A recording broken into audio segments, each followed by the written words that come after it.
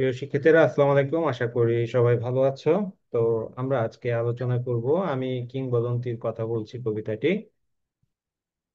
তো আহ, আমরা প্রথমেই কবি পরিচিতিটা একটু দেখি। ইদানিং কিন্তু কবি পরিচিতি থেকে অনেক প্রশ্ন আসছে। আর তোমাদের আগে আরেকটা কথা এই প্রসঙ্গে বলে রাখি যে তোমাদের পরীক্ষায় পেছাবে না। করোনা হোক আর যাই হোক, পরীক্ষায় পেছাবে না। পরীক্ষা যথাসময়ে হয়ে যাবে। যারা পরীক্ষা পেছানোর আন্দোলন করতেছে বা যাই করতেছে, এটা কখনোই কি হতে দিবে না। আহ, সরকার বা বর্তমান যে গভর্নমেন্ট আছে, তারা আহ, এটা মানবে না। তারা কোনোভাবে পরীক্ষা পেছাবে না। তাই তোমরা এইচএসসি 25 যারা পরীক্ষার্থী আছো, তোমাদের উচিত হবে তোমাদের অবশ্যই অবশ্যই কি পরীক্ষার জন্য প্রস্তুতি নিয়ে রাখা। তো যদি কোনো প্রাকৃতিক দুর্যোগ হয়, সেক্ষেত্রে হয়তোবা হতে পারে যে যেসব এলাকায় প্রাকৃতিক দুর্যোগ হয়েছে সেই সব এলাকার পরীক্ষা স্থগিত থাকবে, অন্যান্য এলাকার পরীক্ষা চলবে। ওইসব এলাকার পরীক্ষা পরবর্তীতে নেওয়া হবে। এরকম একটা কিছু হতে পারে। কিন্তু এভারেজে এক জেলায় বন্যা হয়েছে দেখে আরেক জেলায় পরীক্ষা বন্ধ থাকবে, এমনটা হবে না।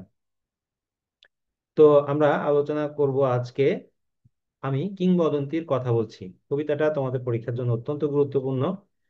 এখানে কিংবদন্তি বানানটা খেয়াল করো। কিংবদন্তি বানানটা আমাদের প্রায় সময় পরীক্ষাতে আসে। এখানে কিন্তু রস্বইকার কিংবদন্তি। ওকে। তো দোনোটাই রস্বইকার দিয়ে লিখতে হবে। তো আমাদের আহ আবু জাফর ওবায়দুল্লাহর যদি আমরা কবি পরিচিতিটা দেখি, বরিশাল জেলায় তার জন্ম। বরিশাল জেলার বাবুগঞ্জ উপজেলায় তার জন্ম 1934 খ্রিস্টাব্দে। এগুলো এমন গুরুত্বপূর্ণ না, আমাদের বেশি গুরুত্বপূর্ণ অন্য কিছু। তিনি বাংলা ইংরেজি সাহিত্য থেকে বিএ সম্মান সহ মানে অনার্স পাশ করেছেন। অনার্স মাস্টার্স করে কিছুদিন ঢাকা বিশ্ববিদ্যালয়ে অধ্যাপনা করেন। এইটা তোমার গুরুত্বপূর্ণ একটা ইনফরমেশন যে কোন কবি ঢাকা বিশ্ববিদ্যালয়ে অধ্যাপনা করেছেন, এরকম প্রশ্ন আসতে পারে। সেটা কি? আবু জাফর ওবায়দুল্লাহ। তিনি মানে ঢাকা ইউনিভার্সিটি থেকে অনার্স মাস্টার্স কমপ্লিট করে ঢাকা ইউনিভার্সিটিতেই কি করেন? অধ্যাপনা করেন বা কিছুদিন শিক্ষকতার সাথে সংযুক্ত ছিলেন। পরে সিভিল সার্ভিস মানে বিসিএস ক্যাডারে বিসিএস ক্যাডার হন ইউনিভার্সিটি চাকরি ছেড়ে দিয়ে। তাহলে দেখো, ইউনিভার্সিটির চাকরির তুলনায় বিসিএস ক্যাডারের চাকরি প্রেস্টিজিয়াস বেশি। সিভিল সার্ভিসে যোগদান করেন এবং সরকারের বিভিন্ন উচ্চ পদে দায়িত্ব পালন করেন। সচিব পর্যন্ত তিনি হয়েছিলেন, তিনি সচিব হয়েছিলেন। হ্যাঁ। এবং 1982 সালে বাংলাদেশ সরকারের কৃষি ও পানি মন্ত্রী ছিলেন। তাহলে দেখো, প্রথমে হয়েছে কি? বিশ্ববিদ্যালয় শিক্ষক।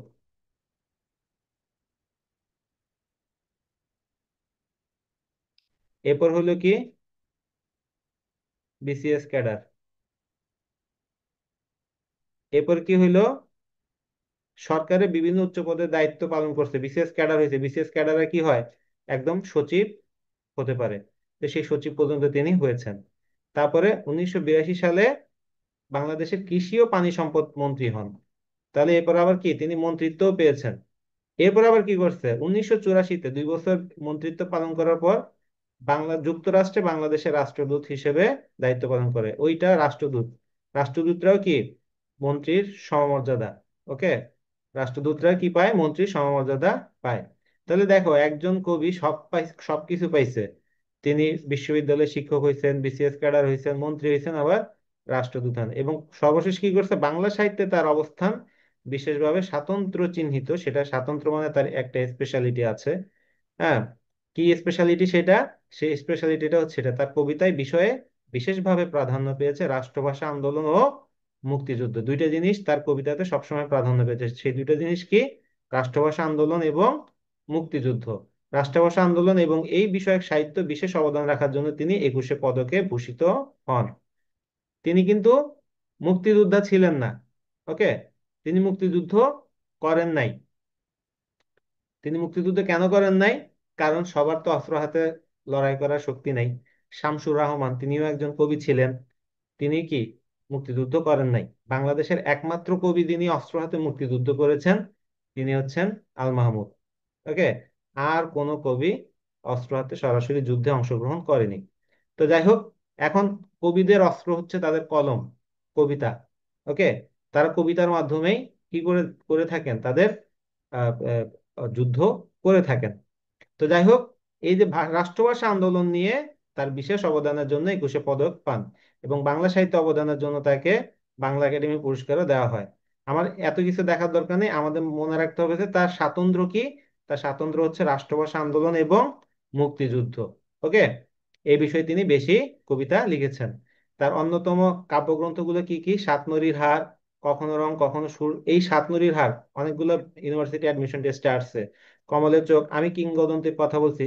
আমরা যে কবিতাটা এখন আমরা পাঠ করব, আমি কিংবদন্তির কথা বলছি, এটা নাম কবিতা। ঠিক আছে, নাম কবিতা। আমি কিংবদন্তির কথা বলছি, এটা নাম কবিতা। এরকম আরেকটা নাম কবিতা আছে, বলো তো কোনটা? কে বলতে পারবে?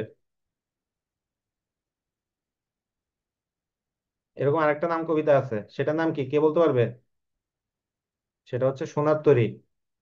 রবীন্দ্রনাথ ঠাকুরের লেখা সোনার তরী কবিতাটা সোনার তরী কাব্যগ্রন্থ থেকে নেওয়া হয়েছে। যেই কবিতার নামে কাব্যগ্রন্থের নামকরণ করা হয় সেটাকে বলা হয় নাম কবিতা। তাহলে আমাদের এরকম দুইটা নাম কবিতা আছে, একটা আমি কিংবদন্তির কথা বলছি, আর একটা হচ্ছে কি সোনার তরী।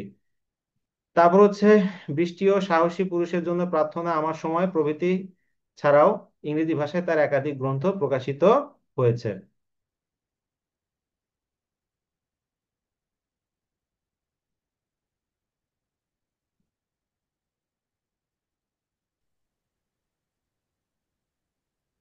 তো 2001 সালে তিনি মৃত্যুবরণ করেন। তাহলে আমাদের এখানে কয়েকটা বিষয় মনে রাখতে হবে: তিনি ঢাকা বিশ্ববিদ্যালয়ে ইংরেজি বিভাগের শিক্ষার্থী ছিলেন, বরিশালে তার জন্ম। হ্যাঁ, তিনি প্রথমে ঢাকা বিশ্ববিদ্যালয়ে শিক্ষক হন ইংরেজি বিভাগের। এরপরে বিসিএস ক্যাডার হন, মানে সিভিল সার্ভিসে জয়েন করেন। বিসিএস মানে কি, বাংলাদেশ সিভিল সার্ভিস। ওকে, এবং তিনি সেখানে সচিব পর্যন্ত হন।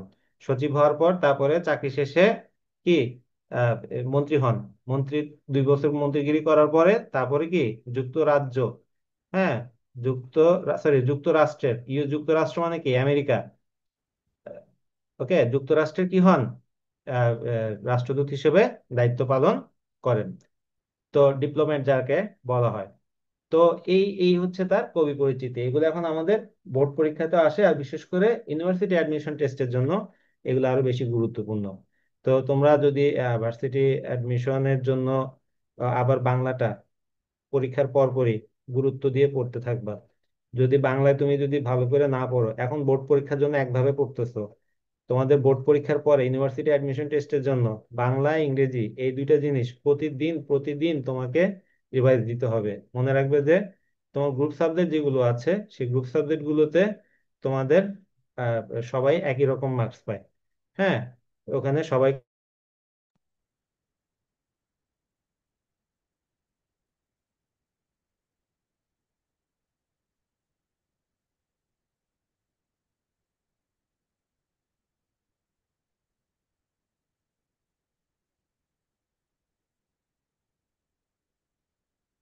পরে একটু নেটওয়ার্ক মনে ড্রপ করেছিল। তো গ্রুপ সাবজেক্টে সবাই ফলো করে। তো গ্রুপ সাবজেক্ট ফলো করার কারণে কি হয়, ওইটাতে সবাই সমান সমান মার্কস পায়, কিন্তু তোমার পার্থক্যটা তৈরি করে বাংলা এবং ইংরেজি। ইংরেজিটা কঠিন, এজন্য অনেকে পারে না। আর বাংলাটা সহজ, এজন্য অনেকে পড়ে না। ওকে, কিন্তু পার্থক্য তৈরি করে বাংলা এবং ইংরেজি। তাই তোমরা এই দুইটা জিনিস অবশ্যই নিয়মিত পড়াশোনা শুরু করে দিবে।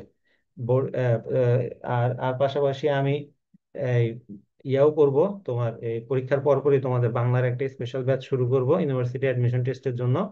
তো তোমরা যারা যারা যারা যারা চাও, তারা তারা চাইলে এখানে জয়েন করতে পারো। তো আহ, যা বলছিলাম যে আমরা এখন কবিতাটা আলোচনা শুরু করব। আমরা এতক্ষণ কবি পরিচিতি আলোচনা করেছি, এখন আলোচনা শুরু করব আমাদের কবিতা আমি কিংবদন্তির কথা বলছি। প্রথমে লেখক বলেছেন কি, দেখো: আমি আমার পূর্বপুরুষের কথা বলছি। এই পূর্বপুরুষ কারা? এই পূর্বপুরুষ হচ্ছে আমাদের বাঙালি জাতির পূর্বপুরুষ। ওকে, আমাদের বাঙালি জাতিটা কি একটা সংকর জাতি, তাই না? এই সংকর জাতি, এখানে ইউরোপিয়ান আছে, এখানে আরব আছে, এখানে বিভিন্ন জাতির সংমিশ্রণ আছে। তুমি দেখবা যে কি, কেউ লম্বা, কেউ ফর্সা, কেউ মোটা, কেউ কালো, কেউ চিকন। এরকম কেন? আবার চীনে যাও, চীনা গুলো সব একরকম, জাপানে যাও, জাপানি গুলো একরকম, একই ধাঁচের একই স্টাইলের। কিন্তু আমাদের বাঙালিরা সংকর জাতি, কারণ এখানে যুগে যুগে বিভিন্ন জাতির মানুষ এসেছে, এবং তারা কি করেছে, তাদের এখানে থাকছে, খাইছে, বসবাস করছে, এবং এর ফলে একটা মিউটেশন হয়ে গিয়েছে, একটা মিশ্রণ হয়ে গিয়েছে। ওকে, তো এই জন্য এই লেখক এই পূর্বপুরুষদের কথা বলছে, সেই পূর্বপুরুষ ছিল কারা? আর্যরা।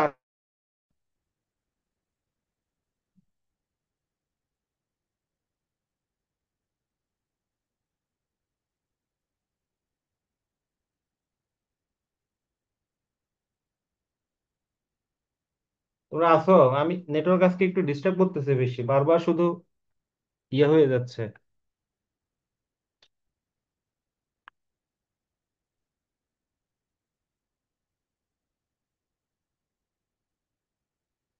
জুবাইর আছো? আবির আছো? আছি স্যার। Okay. তো সেই পূর্বপুরুষ বলতে বোঝানো হচ্ছে তাদেরকে, যারা কি আমাদের আগে আর্যরা আসার আগে যারা ছিল তাদেরকে, তাদের কথা বলা হচ্ছে। তো তার করতলে পলিমাটির সৌরভ ছিল। এই লাইনটা দ্বারা বোঝানো হচ্ছে যে আমাদের পূর্বপুরুষরা কি ছিল? কৃষক ছিল। তোমাদের কাছে যদি বই থাকে তাহলে বইতে এগুলো নোট করে নাও। এই করতল মানে কি? করতল মানে হচ্ছে হাতের তালু। ওকে, হাতের তালু। পলিমাটির সৌরভ ছিল, হাতে পলিমাটির সৌরভ। দেখো কবি বলেছেন গন্ধ না বলে সেটা কি বলেছেন? সৌরভ বলেছেন, মানে এটাকে একটা মহিমান্বিত করেছেন, যে কৃষক পেশাটাকে একটা মহিমান্বিত পেশা হিসেবে বলেছেন। তুমি জানো যে আমেরিকায় সবচেয়ে বড় লোক বলতে কাদেরকে চিনে? আমেরিকায় সবচেয়ে বড় লোক বলতে চিনে কৃষকদেরকে। আমাদের দেশে যেমন আমরা বড় লোক বললে কাদেরকে চিনি? বিভিন্ন ইন্ডাস্ট্রি আছে, কলকারখানা আছে, তাদেরকে। কিন্তু এরকম না, আমেরিকা উল্টা। আমেরিকায় বড় লোক মানে হচ্ছে তাদের কৃষক। তাদের গ্যারেজে গাড়ি থাকে না, তাদের গ্যারেজে থাকে বিমান। বুঝতে পারছো? আর জাপানে বড়লোক বলতে কৃষকদেরকে বোঝায়। তো এই যে আমরা সেখানে আমাদের দেশে কি হয়, কৃষকদেরকে আরো অবমূল্যায়ন করা হয়। তো লেখক এখানে বলতে চাচ্ছেন আমাদের পূর্বপুরুষরা সবাই কি পলিমাটির সৌরভ ছিল। পলিমাটিটা অনেক বেশি উর্বর। নদীর পাড়ে প্রতি বছর বন্যার পরে কি হইতো? পলিমাটি পড়তো, সেই পলিমাটিতে কৃষি কাজ করতো। হ্যাঁ, কৃষি কাজের কারণে তাদের হাতে কি এই মাটির সৌরভটা লেগে থাকতো। এটা বোঝানোর জন্য লেখক বলছেন তাদের করতলে পলিমাটির সৌরভ ছিল, তার পিঠে রক্ত জবার মতো ক্ষত ছিল। খেয়াল করো, এই যে তার দোনোটাতে কি করছে? চন্দ্রবিন্দু ব্যবহার করেছে না? এই চন্দ্রবিন্দু ব্যবহার করা হচ্ছে সম্মানার্থে। হুম। আমরা যখন কোনো কাউকে সম্মানিত অর্থে আমরা কোনো কিছু বলি, তখন তার, তিনি, তখন সেখানে আমরা একটা চন্দ্রবিন্দু ব্যবহার করি। এখন লেখক বলতেছে তার পিঠে রক্ত জবার মতো ক্ষত ছিল। রক্ত জবা মানে কি? লাল যে রক্ত জবা ফুল। হ্যাঁ, সেটা কোথায় ছিল? পিঠে। ক্ষত ছিল কেন? কারণ তারা কি নির্যাতিত হওয়া ইতিহাস বলতেছেন। আমাদের এই জাতি 4,000 বছর ধরে নির্যাতিত। ওই যে যে আর্যরা এসেছিল, আর্যরা আসার পর থেকে আমরা কি নির্যাতিত হয়ে আসছি, আমরা বন্দি অবস্থায় আছি। তো কি কেন বলতে তারপর কি বলছে দেখো, তিনি অতিক্রান্ত পাহাড়ের কথা বলতেন। এই অতিক্রান্ত পাহাড় দ্বারা কি বোঝাচ্ছে? ওই যে যে যে শ্বেতাঙ্গরা বা ইউরোপিয়ানরা, ঠিক আছে, বা আর্যরা। আর্যদের আরেকটা নাম কি? ইউরোপিয়ান বা শ্বেতাঙ্গ বা এরকম। তারা কি পর্বতমালা অতিক্রম করে এখানে এসেছিল। ইউরোপে তো খানা নাই, কোনো কিছু নাই।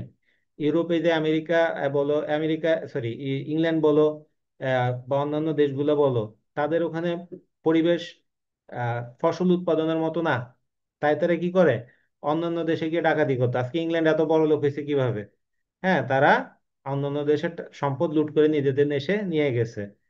এটা দিয়ে তারা এখন বড়লোকগিরি দেখায়। পৃথিবীর 8টা ধনী দেশের ভিতরে একটা ধনী দেশ তারা। 8টা ধনী দেশের ভিতরে এই সবগুলোই এখন কি একমাত্র চীন বাদে বাকি সবগুলোই অন্যের টাকা লুট করে ইয়ে করছে। সে ফ্রান্স বলো বা আমেরিকা বলো। তো যাই হোক, তিনি অতিক্রান্ত পাহাড়ের কথা বলতেন। এই যে বা ইউরোপিয়ান গুলা যখন আমাদের এখানে আসলো, এটা কাদের কথা বলছে? ওই যে আর্যরা এখানে এসেছিল, সেই আর্যদের আসার আগমনের কথাটা এখানে বুঝাচ্ছেন। অরণ্য এবং শাপদের কথা বলতেন। শাপদ মানে হিংস্র প্রাণী। শাবত মানে কি? হিংস্র প্রাণী। কেন? এই যে যে যখন এখানে আসলো তখন তো অনাবাদি জমি ছিল, অনেক জমি যেখানে কি ভয়ঙ্কর পশু পাখি থাকতো, সেই কথাটা বলতেছেন। অরণ্য এবং শাপদের কথা বলতেন। পতিত জমি আবাদের কথা বলতেন। পতিত জমি মানে কি? অব্যবহৃত জমি। অব্যবহৃত জমি আবাদের কথা, আবাদ মানে সেখানে ফসল করার কথা বলেছেন, কাজে লাগানোর কথা বলেছেন। সে আবাদ বলতে যে শুধু কৃষিকাজ বোঝাচ্ছে তা না, সেখানে তোমার জঙ্গল তোমার সেখানে তোমার পুকুর করতে পারে, সেখানে তোমার অন্য কিছু করতে পারে, মাছ চাষ করতে পারে, সেখানে তোমার ফসল উৎপাদন না করে সেখানে হয়তো বা ফলের গাছ লাগাইতে পারে, গরু চড়াইতে পারে, তাই না? এরকম করে অনেক কিছু হতে পারে। তো পতিত জমি আবাদের কথা বলতেন তিনি, কবি এবং কবিতার কথা বলতেন। জিহ্বায় উচ্চারিত প্রতিটি সত্য শব্দ কবিতা, এটা গুরুত্বপূর্ণ লাইন। কোথায় উচ্চারিত? জিহ্বা, জিহ্বায় উচ্চারিত প্রতিটি সত্য শব্দ কবিতা, মানে এখানে সত্য শব্দ বলতে সত্য কথাকে বলা হচ্ছে। প্রতিটি আমাদের যে সত্য, হ্যাঁ, আমাদের যে আম, আহ, মানুষ অনেক সময় বলে না সত্য কথা বললে মাইন্ড করে, তো এই জন্য বলতেছে যে এই জিহ্বায় উচ্চারিত প্রতিটি সত্য শব্দ কবিতা। সেই সত্যকে, সত্যবাদিতাকে লেখক কবিতার সাথে তুলনা করেছেন। কর্ষিত জমির প্রতিটি শস্যদানা কবিতা। কর্ষিত মানে কি?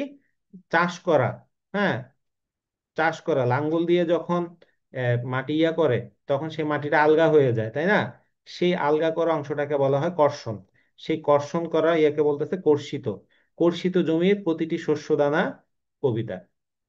তাহলে এই যে যে কবিরা যখন সত্য কথা বলে, সত্য ইয়েটাকে তুলে ধরে, সেটাকে তিনি কবিতা বলেছেন। আবার মানুষ যখন তার শ্রমের ফসল ঘরে তুলে, সেটাকেও বলতেছেন কি? কবিতা। যে কবিতা শুনতে জানে না সে ঝড়ের আর্তনাদ শুনবে, এটা অনেকবার পরীক্ষাতে আসছে, তোমাদের সময় আসতে পারে। যে কবিতা শুনতে জানে না সে কি শুনবে? সে ঝড়ের আর্তনাদ শুনবে। আর্তনাদ মানে কি? ঝড়ের সময় একটা গঙ্গানির মতো আওয়াজ হয়, করে এরকম আওয়াজ হয়, মনে হয় যে কে যেন ইয়া হচ্ছে, হ্যাঁ। তো এই যে বা রাগের ইয়া, এই এই এই যে এরকম, এটা বোঝানোর জন্য লেখক বলছে যে কবিতা শুনতে জানে না সে ঝড়ের আর্তনাদ শুনবে। কথাটা মানে কি? কথাটা মানে হচ্ছে যে তোমরা যে কবিতা পড়ো, কবিতা তোমাদের ভালো লাগে না অনেকেরই। কেন ভালো লাগে না? মূল কারণ হচ্ছে কবিতা তোমরা বুঝো না। হ্যাঁ, কেন বুঝো না? কারণ এখানে কি লেখছে না লেখছে এগুলো তো কিছু বুঝি না, আগামাথা কিছু বুঝতেছি না, কি শব্দ এগুলা। অনেকগুলো কারণ আছে। সব কবিতাতে একটা কথা সরাসরি বলে না, সোজাসুজি বলে না, এখানে ভিন্ন ভাবে বলে, একটু ভিন্ন আঙ্গিকে বলে, ভিন্ন ঢঙে বলে, হ্যাঁ। এখানে আহ, সংকেতের মাধ্যমে কথা বলে, ওকে, সরাসরি না বলে ভিন্নভাবে উপস্থাপন করে। তো আর সাংকেতিক কথাবার্তা অনেকে অনেক সময় বুঝে না। হুম সেজন্য কবিতা তাদের কাছে বিরক্ত লাগে। তোমার যে জিনিস তুমি বুঝবা না সেই জিনিস তোমার কাছে খুবই বিরক্ত লাগবে, যে জিনিস তুমি ভালো করে বুঝবা সেই জিনিস তোমার কাছে বিরক্ত লাগবে না। এখন একটা কবিতায় লিখতে গেলে, একটা কবিতা এখানে ইতিহাস, ঐতিহ্য, দর্শন, ধর্ম, হ্যাঁ, তারপরে জীবন চেতনা থেকে শুরু করে সব কিছু, বিজ্ঞান থেকে শুরু করে সব কিছু তারা এই কবিতায় একটা সামারি আকারে নিয়ে আসে। এজন্য তোমার কবিতা বুঝতে গেলে অনেক জ্ঞানী হতে হবে বা অনেক জানাশোনা তোমার থাকতে হবে, তখন তুমি দেখবা যে কবিতা ভালো লাগে। কারণ এখানে ইনডিরেক্টলি অনেক কথা বলা হচ্ছে, যেটা তুমি কবিতা পড়লে তখন তুমি চমকে যাবে, আরে এই কথাটা এইভাবে বলছে। তো লেখক এখন প্রশ্ন আসতে পারে যে তোমাদেরকে তাহলে এত উচ্চমার্গীয় কবিতা কেন পড়ানো হচ্ছে? একটাই কারণ, তোমাদেরকে ভালো জিনিসের সাথে পরিচিত করার জন্য। তোমরা এখানে শিখতে আসছো, তোমরা যাতে শিখে ভালো কবিতা খারাপ কবিতা বুঝতে পারো, ওকে। নয়তো তুমি একসময় হয়তো বা মনে করবা ও টুনির মা তোমার টুনি কথা শুনে না, মাঝরাইতে মিস কল মারে, ফোন তো ধরে না। এই গান শুনে মনে করো আরে বাহ, এটা তো খুব দারুণ একটা গান, হ্যাঁ, এটা তো অনেক সুন্দর করে মিলছে ছন্দ। এখন তুমি কবিতা, রিয়েল কবিতাগুলো পড়তেছো, ক্লাসিক্যাল কবিতাগুলো পড়তেছো, ভালো কবিতা পড়তেছো, এতে তুমি বুঝতে পারতেছো যে আমার ভালো জিনিস কোনটা, খারাপ জিনিস কোনটা। বুঝে গেছে? তো এই কারণে আমাদের কবিতা আমরা অনেক সময় বুঝতে পারি না। কেন বুঝতে পারি না? আমরা কবিতা বুঝি না। কেন বুঝি না? কারণ আমাদের জ্ঞানের অভাব, সোজা কথা, আমাদের পড়াশোনার অভাব, হ্যাঁ। সেই জন্য কবিতা আমরা বুঝতে জানি না। তাই লেখক বলছে যে কবিতা শুনতে জানে না সে ঝড়ের আর্তনাদ শুনবে। তাই আমাদের জ্ঞান, অবজারভেশন, এগুলোকে কি করতে হবে? বাড়াতে হবে, হ্যাঁ। নয়তো আমাদের জীবনের অনেক কিছু কি আমরা মিস করব, আমরা জীবনের অনেক কিছুই আমরা বুঝতে পারবো না, ওকে। তারপর কি বলছে দেখো, যে কবিতা শুনতে জানে না সে দিগন্তের অধিকার থেকে বঞ্চিত হবে। যে কবিতা শুনতে জানে না সে আজন্ম কৃতদাস থেকে যাবে। দিগন্তের অধিকার কথাটা কি জিনিস? দিগন্ত দ্বারা কি বোঝায়? দিগন্তের অধিকার বলতে বোঝাচ্ছে যে এই যে যে তোমার মনটা বিস্তৃত হবে, তোমার সংকীর্ণতা মুক্ত হবে, সেই জন্য এটা বলতেছে সে যে কবিতা শুনতে জানে না, মানে তুমি যখন কবিতা শুনতে জানো না মানে কি, তোমার ভিতরে জ্ঞানের অভাব আছে, শিক্ষা দীক্ষার অভাব আছে। তোমার ভিতরে জ্ঞানের অভাব, শিক্ষা দীক্ষার অভাব থাকলে তুমি অনেক কিছুই বুঝতে পারবে না। মন মানসিকতা উদার হবে না, সংকীর্ণতা তোমাকে গ্রাস করে নিবে। এই জন্য বলতেছে যে, যে কবিতা শুনতে জানে না সে দিগন্তের অধিকার থেকে বঞ্চিত হবে, যে কবিতা শুনতে জানে না সে আজন্ম কৃতদাস থেকে যাবে, সে কৃতদাস থেকে যাবে। কৃতদাস থাকা মানে বুঝছো, মানে হচ্ছে যে তুমি নিজে ডিসিশন নিতে পারবা না, তোমাকে আরেকজনের উপরে নির্ভরশীল হয়ে থাকতে হবে ডিসিশন নেয়ার জন্য। ওকে, সিদ্ধান্ত নেওয়ার জন্য আরেকজনের মুখাপেক্ষি হতে হতে হবে, তুমি কোনো নিজে বুঝে বুঝে কোনো কাজ করতে পারবে না, সব সময় আরেকজনের উপর নির্ভরশীল হতে হবে। এই জন্য এইটা বোঝানোর জন্য লেখক বলছে যে কি, যে কবিতা শুনতে জানে না সে কৃতদাস থেকে যাবে। আমি তারপর কি বলছে দেখো, আমি উচ্চারিত শব্দের মত সত্যের মতো স্বপ্নের কথা বলছি, উনুনের আগুনে আলোকিত একটি উজ্জ্বল জানালার কথা বলছি। উজ্জ্বল জানালা, উজ্জ্বল জানালা মানে কি, উজ্জ্বল জানালা মানে হচ্ছে যে সম্ভাবনা। ওকে, তারপর কি বলছে দেখো, আমি আমার মায়ের কথা বলছি, তিনি বলতেন প্রবহমান নদী, বানানটা খেয়াল করো, প্রবহমান। অনেকে এটা ভুল লেখে, প্রবাহ লিখে দেয়।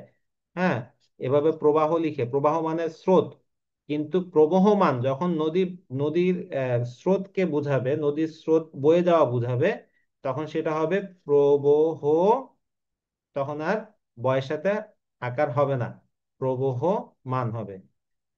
যে সাঁতার জানে না তাকেও ভাসিয়ে রাখে, মানে হচ্ছে যে তিনি বলতেন প্রবহমান নদী যে সাঁতার জানে না তাকেও ভাসিয়ে রাখে।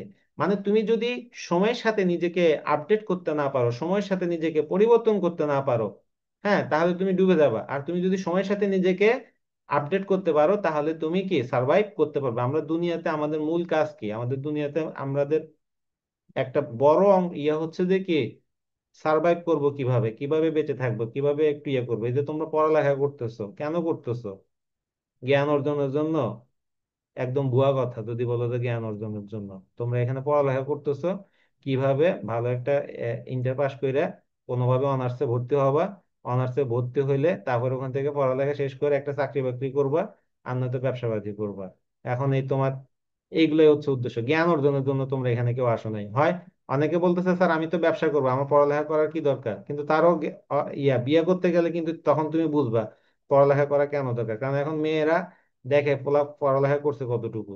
ওকে, আবার ছেলেরাও বিয়ে করতে গেলে দেখে যে কি মেয়ে পড়ালেখা করছে কতটুকু। পড়ালেখা না থাকলে বিয়ে করে না, কারণটা কি? কারণটা হচ্ছে যে মেয়ে, যে ছেলে চিন্তা করবে যে আমার বাচ্চার মা যদি শিক্ষিত না হয় আমার বাচ্চারা তো শিক্ষিত হবে না।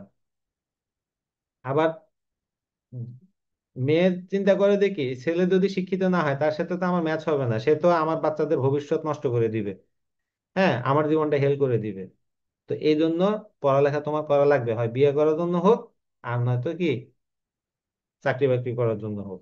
ঠিক আছে, এই জন্য তোমরা পড়ালেখা করতে আসছো, জ্ঞান অর্জনের জন্য তোমরা কেউ এখানে আসো নাই।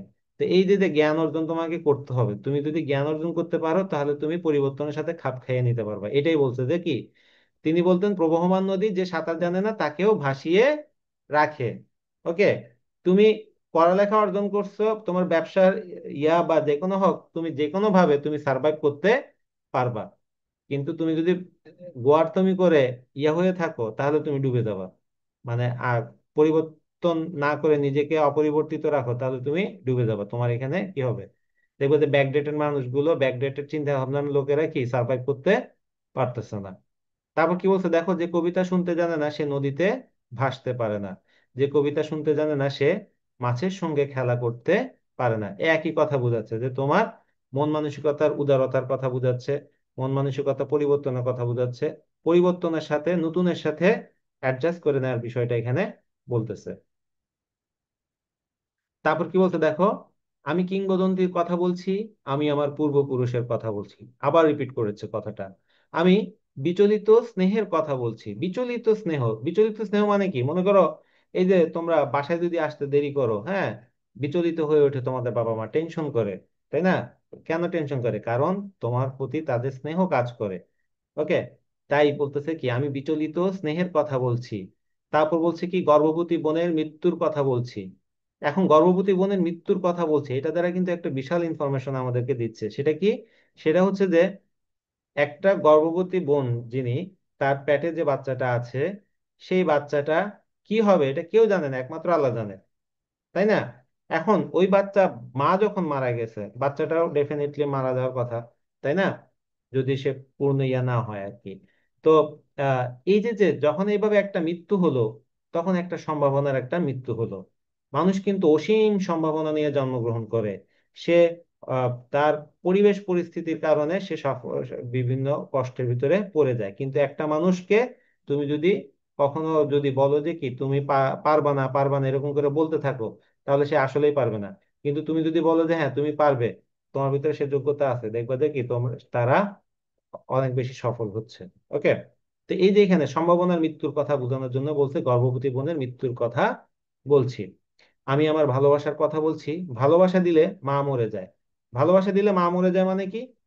ভালোবাসলে মানে কি তোমার গার্লফ্রেন্ড বা বয়ফ্রেন্ড থাকলে তোমাদের মা মারা যাবে? এরকম না। এটা বোঝাচ্ছে যে আসলে কি, ভালোবাসা যখন তুমি দেশের জন্য, যখন মুক্তিযুদ্ধ প্রয়োজন হয়েছিল, তখন অনেকে মুক্তিযুদ্ধের জন্য চলে গিয়েছিল, তাই না? তো মুক্তিযুদ্ধে যখন তারা গেছে, জানে যে মৃত্যু হতে পারে, তার মৃত্যু হলেও কি মা কষ্ট পাবে, তারপরও সে গেছে, কারণ মায়ের চাইতে দেশমাতা তখন কি বেশি গুরুত্বপূর্ণ হয়ে গেছিল। এই জন্য এটা বোঝানোর জন্য লেখক বলছে ভালোবাসা দিলে মা মরে যায়। যুদ্ধ আসে ভালোবেসে। যুদ্ধ কিভাবে ভালোবেসে আসে? ওই যে দেশের জন্য যুদ্ধ করতে গেছে, দেশকে ভালোবাসতে দেখি দেশের জন্য সে যুদ্ধ করতে গেছে, দেশকে রক্ষা করতে যুদ্ধ করতে গিয়েছে। এটাই বুঝাচ্ছে। মায়ের ছেলেরা চলে যায়। আমি আমার ভাইয়ের কথা বলছি, এই ভাই বলতে কারা? মুক্তিযোদ্ধা যারা, তারা। যে কবিতা শুনতে জানে না সে সন্তানের জন্য মরতে পারে না। এই যে আমাদের মুক্তিযোদ্ধারা কি করছে, তারা কি দেশের মুক্তিযোদ্ধা সার্টিফিকেটের জন্য যুদ্ধ করতে গেছিল? তারা গিয়েছিল কি দেশকে স্বাধীন করবে, তাদের সন্তানরা যেন স্বাধীন দেশের নাগরিক হতে পারে, তারা মারা গেলেও তাদের সন্তানরা যেন সে একটা কি স্বাধীন দেশের নাগরিক হতে পারে, সেই জন্যই তারা গেছে। হ্যাঁ, তারা বলছে যে আমি মারা গেলে অন্তত আমার সন্তান স্বাধীন দেশের নাগরিক হবে। এই জন্য বলছে যে সন্তানে যে কবিতা শুনতে জানে না সে সন্তানের জন্য মরতে পারে না। যে কবিতা শুনতে জানে না সে ভালোবেসে যুদ্ধে যেতে পারে না। এটা কাদের কথা বোঝাচ্ছে? ওই যে মুক্তিযুদ্ধে যাওয়ার কথাটা বোঝাচ্ছে। তাহলে দেখো, এই যে এখানে তিনি কবিতা দ্বারা সবকিছু বোঝানোর চেষ্টা করেছেন। মন মানসিকতার পরিবর্তনের কথাটা মূলত কবিতা পড়ার বিষয়টা দ্বারা বা কবিতা শুনতে পারার বিষয়টা দ্বারা বোঝাতে চেয়েছেন। তারপর কি বলছে দেখো, যে কবিতা শুনতে জানে না সে সূর্যকে হৃৎপিণ্ডে ধরে রাখতে পারে না। সূর্যকে কি হৃৎপিণ্ডে ধরে রাখা যায়? আসলে এটা বোঝাচ্ছে যে সূর্য যেরকম অসীম শক্তিশালী, বা আমাদের পৃথিবীর সকল শক্তির উৎস কি সূর্য। ওকে। সাইন্টিফিক্যালি যদি আমরা চিন্তা করি, তো এই যে সূর্য, এই যে একটা সবকিছুর সোর্স আমাদের শক্তির, সেরকমই আমাদের হৃদয়টাও হচ্ছে আমাদের সব ধরনের শক্তির সোর্স। দেখবে যে স্ট্রং মেন্টালিটির মানুষ জীবনে সফল হয় বেশি। যারা উইক মেন্টালিটির, যারা অল্পতে টেনশন করে অল্পতে দিশেহারা হয়ে যায়, তারা জীবনে সফল হতে পারে না। এই জন্য বলতেছে যে কবিতা শুনতে জানে না যে যে সূর্যকে হৃৎপিণ্ডে ধরে রাখতে পারে না, মানে তোমার ভিতরে অসীম সম্ভাবনাটা তোমার নষ্ট হয়ে যাবে। আমি কিংবদন্তির কথা বলছি, আমি আমার পূর্বপুরুষের কথা বলছি, তার পিঠে রক্ত জবার মতো ক্ষত ছিল, কারণ তিনি কৃতদাস ছিলেন। এই যে আমাদের ভিতরে একটা কৃতদাস মেন্টালিটি কিন্তু রয়ে গেছে। কিরকম মেন্টালিটি রয়ে গেছে দেখো, আমরা এখনো কিন্তু কি নিজের দেশে পণ্য ভালো মনে করি না, মনে করি বিদেশি পণ্য ভালো। তুমি ইন্ডিয়াতে যাও, ওরা ওদের দেশের পণ্য না হলে, ওদের দেশে মেড ইন ইন্ডিয়া না হলে ওরা কিনবে না। আমেরিকাতে যাও আরো বেশি, মেড ইন আমেরিকা না হলে ওরা কিনবে না। আর আমাদের দেশে আমরা আগে দেখো খুঁজি ভাই বিদেশি কোনটা আছে ওটা দেখান, যতই ভালো হোক, দেশিটা খারাপ হলে বিদেশিটা দেখবে। ওকে। তো এই যে চিন্তা ভাবনা থেকে আমাদের এটা কৃতদাসমূলক একটা চিন্তা ভাবনা। এরকম আরো অনেক ধরনের কৃতদাসের চিন্তা ভাবনা আছে, যেমন মনে করো এই যে ফ্যার অ্যান্ড লাভলি।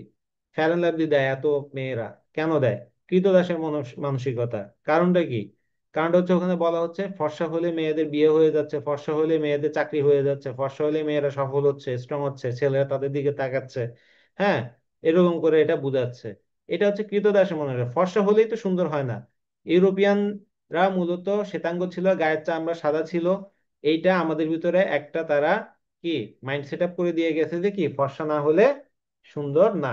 ওকে, কিন্তু তুমি দেখো নিগ্রো নায়ক নায়িকা আছে না, আছে কি না, ব্রাউন নায়ক নায়িকা আছে না, ফর্সা হলে তো সুন্দর না, ফর্সা না হলেও অনেক সুন্দর হতে পারে। যেমন ওই যে তামিল একটা মেয়ে নায়িকা আছে, কি যেন নাম, পল্লবী না কি যেন, গালের ভিতরে বন ভর্তি, সে নায়িকা না, তাকে সুন্দর লাগে না? লাগে কিনা? তারপর এরকম আরো এরকম অনেকেই আছে। যেমন ধরো ওই যে যে, ইয়া জেনিফার লোপেজ বা সাকিরা, তাদের গায়ের রং তো এতটা ফর্সা না, শ্যামলা প্রকৃতির, তারা সুন্দর না? তো এই যে যে দেখো, এটা আসলে mind set up, mind set up করে তোমাকে দুর্বল করে দেওয়ার জন্য তারা ইয়ে করে। তো এই যে এই ফ্যারানাবলি ট্যারানাবলি তোমরা যারা দেখতেছো ক্লাস, তাদেরকে আমি বলবো যে এই এগুলো বাদ দিয়ে পড়ালেখা করো, স্ট্রং মেন্টালিটির হও, নিজে আত্মনির্ভরশীল হওয়ার চেষ্টা করো, তাহলেই তুমি দেখবে যে সবাই তোমাকে সুন্দর বলতেছে। তো যাই হোক, যে কর্ষণ করে শস্যের সম্ভার তাকে সমৃদ্ধ করবে। কর্ষণ মানে কি? কৃষিকাজ বা জমিতে চাষ দেওয়া। হ্যাঁ, কৃষিকাজ বা জমিতে চাষ দেয়া। তো তুমি কষ্ট করলে, এই কর্ষণ করা মানে কি, তুমি পরিশ্রম করলে শস্যের সম্ভার তাকে সমৃদ্ধ করবে, মানে তোমার ঘর শস্যে ভরে যাবে। মানে তুমি কষ্ট করবা, কষ্ট করলে তোমার সাফল্য আসবে। জীবনে কোনো সাফল্য কষ্ট ছাড়া আসে নাই, এটা তুমি মনে রাখবা। ওকে, এটা অনেকে মনে করতে পারে সে তো এরকম হয়ে গেছে, কিছুই করে নাই। সে হয়তোবা কোনো না কোনো ভাবে স্ট্রাগল একটা করেছে, তুমি সেটা হয়তোবা দেখো নাই। আমরা এভাবে সমুদ্রের পানি, এটা এই আইসবার্গ দেখি উপরে এই অংশটা দেখি শুধু, কিন্তু তার নিচে যে এই বিশাল একটা অংশ আছে, হ্যাঁ, এই অংশটা আমরা দেখি না। আমরা মনে করি যে সে হুট করে গেছে, পরীক্ষা দিছে আর টিকে গেছে। তা না। এই যে ভার্সিটি অ্যাডমিশন টেস্ট আমি অবজারভেশন করে দেখছি, যারা যারা টিকছে তারা তারা এই একদম প্রথম থেকে পড়াশোনা শুরু করছে, বা এই অ্যাডমিশন তোমার ফাইনাল পরীক্ষার পর থেকে তারা কি পড়াশোনা শুরু করে দিছে, দিন রাত খাটছে। যে যত বেশি পরিশ্রম করছে সে তত বেশি ভালো জায়গায় চান্স পেয়েছে। তুমি পরিশ্রম না করলে কখনোই কি হবে না, সাফল্য আসবে না। তবে হ্যাঁ, পরিশ্রম করতে হবে একজন মেন্টরের আন্ডারে, একজন মেন্টরের আন্ডারে টেকনিক্যালি তোমাকে পরিশ্রম করতে হবে, নয়তো নারকেল গাছে ওঠাও অনেক পরিশ্রমের কাজ। হ্যাঁ, কিন্তু নারকেল গাছে উঠলে তো তুমি সফল হবে না, তোমাকে তোমার লক্ষ্য অনুযায়ী পরিশ্রম করতে হবে। তোমার লক্ষ্য যদি থাকে বিশ্ববিদ্যালয়ে চান্স পাওয়া, তাহলে তোমাকে বিশ্ববিদ্যালয়ে চান্স পেতে গেলে কিভাবে পড়তে হবে, কতটুকু পড়তে হবে, এগুলো তোমাকে বেশ ইয়ে করতে হবে। শুধু পড়লে হবে না, তোমাকে নিয়মিত মডেল টেস্ট দিতে হবে, নিয়মিত পরামর্শ নিতে হবে, একজন মেন্টরের আন্ডারে থাকতে হবে। তুমি দেখো যে বড় বড় জাতীয় দলগুলোতে, এখানে মেসি খেলতেছে, রোনালদো খেলতেছে, এরা কি কম জানে? তারপরে আর একটা কোচের আন্ডারে খেলে। ঋতিক রোশন, তার আমরা এত তার বডি ইয়ে দেখি, তাই না? তারও কিন্তু কোচ আছে। ওকে, তাদেরও নাচের কোচ আছে, গানের কোচ আছে, ওই অভিনয়ের কোচ আছে। তারা নিয়মিত ভাবে ইয়ে করে, আপডেট করে নিজেকে। তো তোমাকে প্রতিনিয়ত আপডেট হতে হবে। তো এটা বোঝাচ্ছে যে তুমি পরিশ্রম করলে সাফল্য আসবে। পরিশ্রম সৌভাগ্যের প্রসূতি, এ কথাটা এখানে বোঝানো হচ্ছে। যে মৎস্য লালন করে প্রবহমান নদী তাকে পুরস্কৃত করবে, একই কথা বোঝাচ্ছে। যে গাভীর পরিচর্যা করে জননীর আশীর্বাদ তাকে দীর্ঘায়ু করবে, এটাও একই কথা বোঝাচ্ছে। যে লৌহ খণ্ডকে প্রজ্বলিত করে, মানে লাল করে আগুন জ্বালে, হ্যাঁ, ইস্পাতের তরবারি তাকে সশস্ত্র করবে।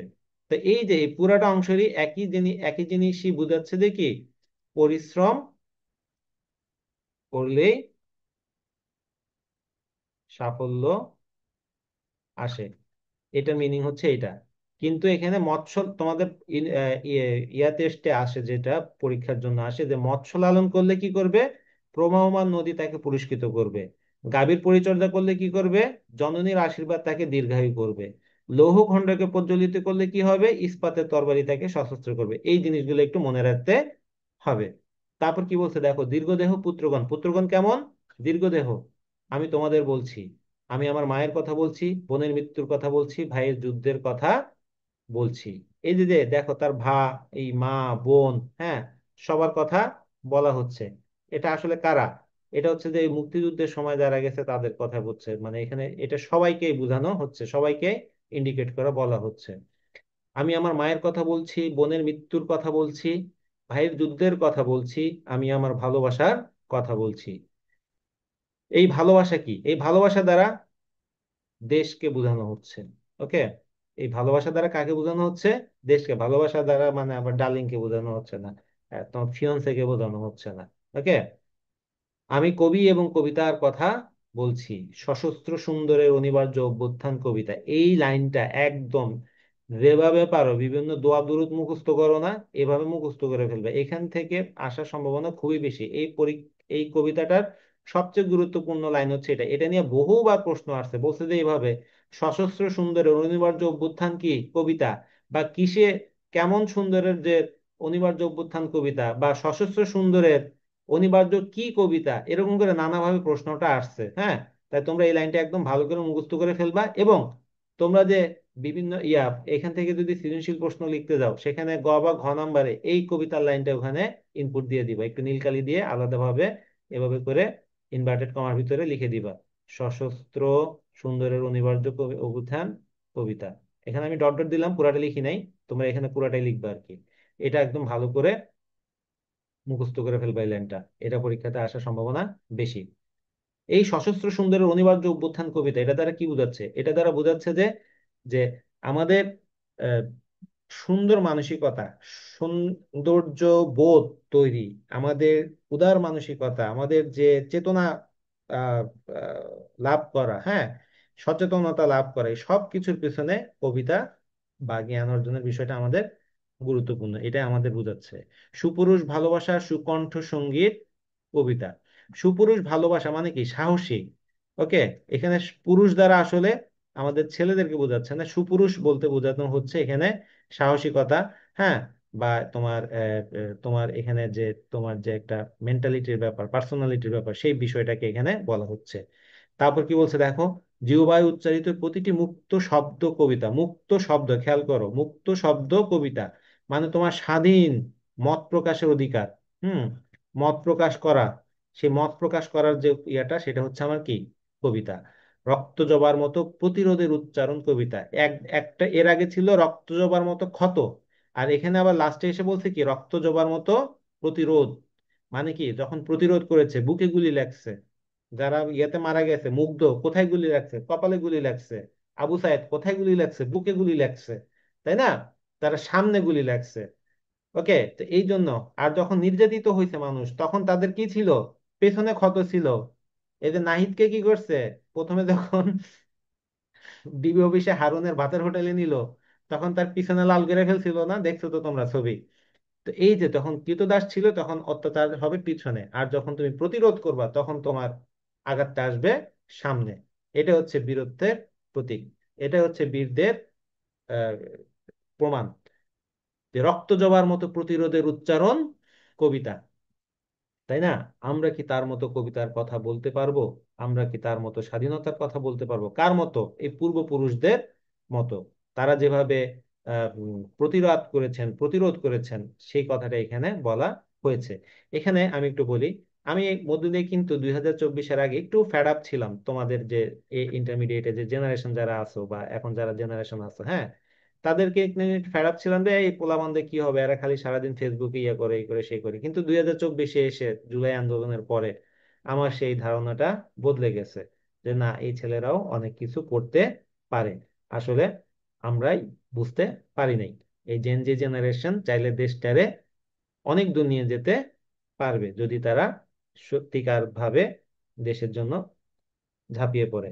এবং তারা যদি মনে করে যে এই জিনিসটা যদি বুকে ধারণ করতে পারে, যে দেশ আমাকে কি দিয়েছে সেটা গুরুত্বপূর্ণ না, আমি দেশকে কি দিতে পেরেছি সেটাই গুরুত্বপূর্ণ, এই চিন্তা ভাবনা যদি তাদের ভিতরে থাকে, তাহলে তারা অবশ্যই অবশ্যই দেশকে একটা ভালো জায়গায় নিয়ে যেতে পারবে। তো আমরা এখন এই তোমাদের এই যে যে এখানে যে ইয়েগুলো আছে, সেগুলো একটু ভালো করে পড়বে, এখান থেকে তোমাদের অনুধাবনমূলক প্রশ্ন দিবে। আর আমরা পাঠ পরিচিতি অংশটা একটু পড়ি, এখান থেকে একটু ঘুরে ফিরে প্রশ্ন দিতে পারে। তার এটা দেখো, প্রথমে আছে যে কি আবু জাফর ওবায়দুল্লাহর এই বিখ্যাত কাব্যগ্রন্থ আমি কিংবদন্তির কথা বলছি। হ্যাঁ, এখান থেকে আমার এই কবিতাটা নেওয়া হয়েছে, এবং এটা হচ্ছে কি নাম কবিতা। এখানে রচনা বা কবিতাটিতে বিষয় ও আঙ্গিকগত অভিনবত্ব আছে। মানে দেখো, বিষয় যে দীর্ঘদেহী পুত্রগণ, আমি আমার ভালোবাসলে মা মরে যায়, একটু অন্যভাবে বলছে না, এটাই বোঝাচ্ছে। আলোচ্য কবিতা উচ্চারিত হয়েছে ঐতিহ্য সচেতন শেকড় সন্ধানী মানুষের সর্বাঙ্গীন মুক্তির দীপ্ত ঘোষণা। এটা পড়বা ভালো করে। এই যে যে তারা স্বাধীনতার কথা বলতেছে, আমরা যে ওই যে আর্যরা আসছে, তখন যখন আমরা যেভাবে ইয়ে হয়ে গেছিলাম, কৃতদাস হয়েছিলাম, সেখান থেকে মুক্ত হওয়ার কথা বলা হচ্ছে। 1971 সালের যুদ্ধটা এত গুরুত্বপূর্ণ কেন? কারণ হচ্ছে যে এই 1971 সালে এসে মূলত আমরা বিদেশি শাসন থেকে মুক্ত পাই। ওই যে আর্যরা 4000 বছর আগে আসছিল, সেখান থেকে আমাদের যে একটা পরাধীনতা শুরু হয়েছিল সেটা থেকে আমরা মুক্তি পাইছিলাম কত সালে? 1971 সালে। প্রকৃতপক্ষে রচনার প্রেক্ষাপটে আছে বাঙালি সংস্কৃতির হাজার বছরের ইতিহাস, এ জাতির সংগ্রাম, বিজয়, মানবিক উদ্ভাসনের অনিন্দ্য অনুষঙ্গ সমূহ। তিনি এই কবিতায় পৌনঃপুনিক ভাবে মানে বারবার মানব মুক্তির আকাঙ্ক্ষায় সোচ্চার হন। ওই যে যে কবিতা শুনতে জানে না সে আজন্ম ক্রীতদাস থেকে যাবে, এটা দ্বারা কি বোঝানো হচ্ছে? এই যে মানব মুক্তির আকাঙ্ক্ষাটা প্রকাশ পাচ্ছে কবিতায়। কবির একান্ত প্রত্যাশী মুক্তির প্রতীক হয়ে উপস্থাপিত হয়েছে একটি বিশেষ শব্দবন্ধ, সেটা কি? কবিতা। এটা খুবই গুরুত্বপূর্ণ লাইন, এটা মার্ক করে রাখো। তো মুক্তি প্রত্যাশী, মুক্তির প্রতীক হয়েছে কি? তার কবিতা শব্দটা। ঠিক আছে। কবি তার পূর্বপুরুষের সাহসী ও গৌরবোজ্জ্বল ইতিহাসের কথা উপস্থাপনের মধ্যে দিয়ে তার বক্তব্যকে এগিয়ে নিয়ে চলেছেন।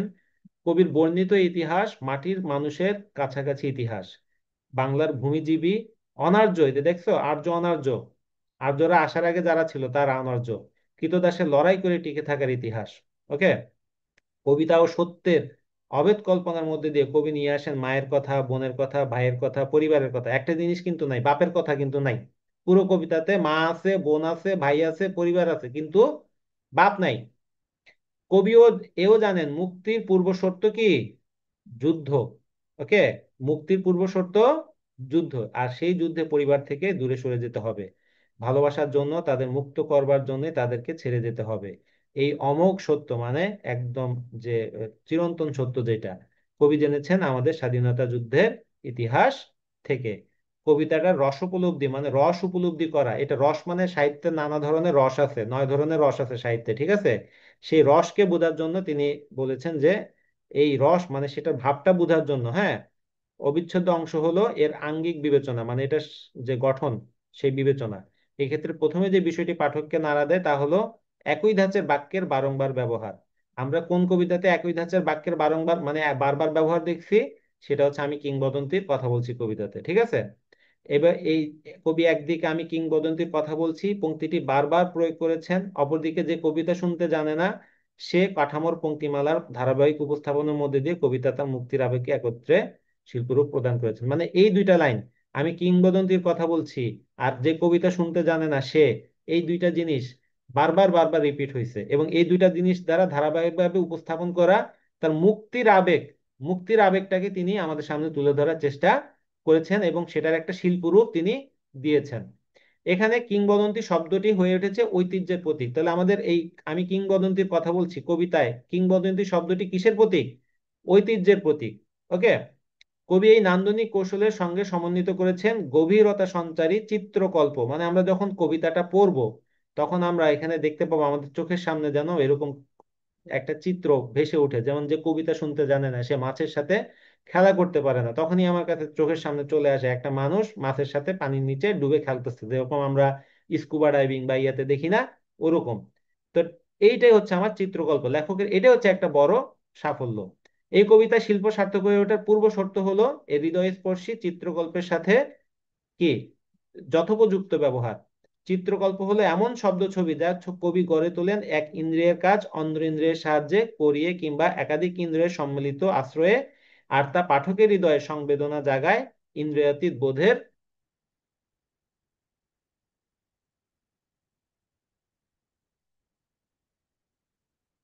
প্রকাশ সূত্রে। মানে ইন্দ্রিয়তে এমন ভাবে তোমাকে ইয়ে করে যে তোমার ভিতরে তোমার চিন্তা চেতনা সবকিছু সে স্টপ করে দেয়, তোমাকে আহ নতুন করে ভাবতে শিখায়। তো এই জন্য এটা বলতেছে যে চিত্রকল্প নির্মাণের আরেকটি অভিনবত্ব শর্ত হলো কি? অভিনবত্ব। এই সকল শর্ত পূরণ করে আলোচ্য কবিতায় চিত্রকল্প সমূহ নির্মিত হয়েছে। তাহলে কোন অভিনবত্ব এবং রস এই দুইটাই তিনি এখানে বলেছেন। যেমন কবি যেমন বলছেন যে কি কর্ষিত জমির প্রতিটি শস্যদানা কবিতা, তখন এই ইন্দ্রিয় থেকে মানে আরেক ইন্দ্রিয়তে একটা কি দোতনা সঞ্চারিত হয়, মানে একটা সেন্স, আমার একটা ফিলিংস কাজ করে। নিবিড় পরিশ্রমে কৃষকের ফলানো শস্য একান্তই ইন্দ্রিয়গ্রাহ্য একটি অনুষঙ্গ। আমরা যখনই এই কবিতার এই শস্য ফলানোর কথা বলি, চিন্তা করি, তখনই আমার মনের ভিতরে একটা শস্য ফলানোর মতো চিত্রকল্প ভেসে ওঠে। কিন্তু এর সঙ্গে কবির অভেদ কল্পনা করা যায় যে কেবল ইন্দ্র দিয়ে একে অনুধাবন করা সম্ভব হয় না। সার্বিক বিবেচনায় কবিতাটির বিষয় আঙ্গিকের সৌকর্যে বাংলা সাহিত্যের এক অনন্য সংযোজন। দুইটা বিষয়, কবিতাটির বিষয় এবং আঙ্গিক, এই দুইটাকে সম্মিলিত করেছে, এটাই হচ্ছে বাংলা সাহিত্যের নতুন। তাহলে আমাদের এটা এতক্ষণ যা বললাম এগুলো একটু হাইপোথেটিক্যাল কথা, এগুলো তোমার মনে না রাখলেও চলবে। আমার এখানে মনে রাখতে হবে যে কবিতাটা কোন ছন্দে রচিত। কবিতাটা গদ্য ছন্দে রচিত। এই গদ্য ছন্দটা কি, ছন্দের বাইরে গিয়ে একটা প্রাকৃতিক তথা স্বাভাবিক ছন্দ। হ্যাঁ, এখানে দেখবা যে কি কবিতা শেষে লাইনে লাইনে মিল নাই। হ্যাঁ, যেমন আমরা আহ, আহ, যেমন আমরা এই যে কবিতা দেখছি, সোনার তরীতে কি গগনে গরজে মেঘ ঘন বর্ষা, কূলে একা বসে আছি নাহি ভরসা, বরষা ভরসা এভাবে একটা মিল আছে না? কিন্তু এরকম এখানে কোনো মিল তুমি পাবা না, কিন্তু তারপরও একটা যেন কি মনে হচ্ছে, লাইনের সাথে একটার সাথে আরেকটার জন্য একটা কানেকশন আছে, একটা শব্দের সাথে আরেকটা শব্দের জন্য একটা কানেকশন আছে। মনে হচ্ছে লেখক এখানে জাস্ট একটা গদ্যের মতো করে লিখে গেছে। এটাকে বলা হচ্ছে আমার গদ্য ছন্দ। এগুলো আরো অনেক মানে ডিপের ব্যাপার, এগুলো এত বেশি আলোচনা করবো না, কারণ এগুলো করলে তোমার মাথা এমন নষ্ট হয়ে যাবে। এগুলো অনার্সের ফোর্থ ইয়ার স্টুডেন্টদের পড়ানোর বিষয়। তো তাহলে আজকে এতটুকুই। তো তোমরা যারা যারা ক্লাস করছো সবাইকে ধন্যবাদ। হ্যাঁ, আর যারা উম, এই করো নাই তাদেরকেও ধন্যবাদ। হ্যাঁ, যা তোমাদের কোনো কিছু যদি বুঝতে সমস্যা হয় আমাকে মেসেজ করতে পারো। তো সবাই ভালো থাকবে, আল্লাহ হাফেজ। কালকে রাত 9টায় আবার দেখা হবে ইনশাল্লাহ। আসসালামু আলাইকুম।